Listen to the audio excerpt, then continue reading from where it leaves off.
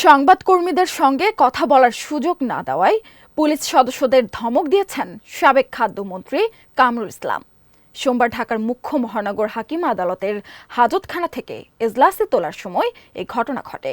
জুলাই আন্দোলনে স্কুল ছাত্র রাকিব হাসান হত্যা মামলায় সাবেক খাদ্যমন্ত্রী কামরুল ইসলাম ও সাবেক বিচারপতি শামসুদ্দিন চৌধুরী মানিককে গ্রেপ্তার দেখানোর বিষয়ে এদিন শুনানি ছিল।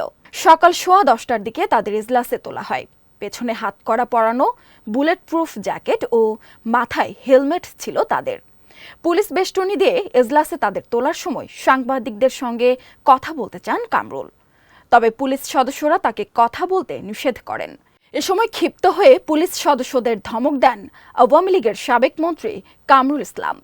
রূঢ় কণ্ঠে বলেন, কেন তুমি টানতেছো কেন? তবে নীরব ছিলেন বিচারপতি মানিক। পরে ঢাকার মহানগর হাকিম এম.এ. আজহারুল ইসলাম শুনানি শেষে তাদের গ্রেপ্তার দেখানোর আবেদন মঞ্জুর করেন বলে জানিয়েছেন আসামি পক্ষের আইনজীবী মোর্শেদ হোসেন শাহীন। এর আগে গত 8 জানুয়ারি আদালতে পুলিশ সদস্যদের প্রতি ক্ষোভ ছেড়েছিলেন কামরুল ইসলাম।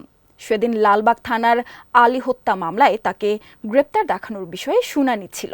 এজলাস কক্ষে নেওয়ার সময় লিফটে না তুলে সিঁড়ি দিয়ে হাঁটিয়ে নেওয়ায় তিনি বলেছিলেন, ইত্রামির একটা সীমা আছে, ফাজলামও পেয়েছেন নাকি? আরও সংবাদ পেতে চোখ রাখুন প্রতিদিনের বাংলাদেশের ওয়েবসাইট, ফেসবুক পেজ ও ইউটিউব চ্যানেলে। এতক্ষণ সঙ্গে থাকার জন্য ধন্যবাদ।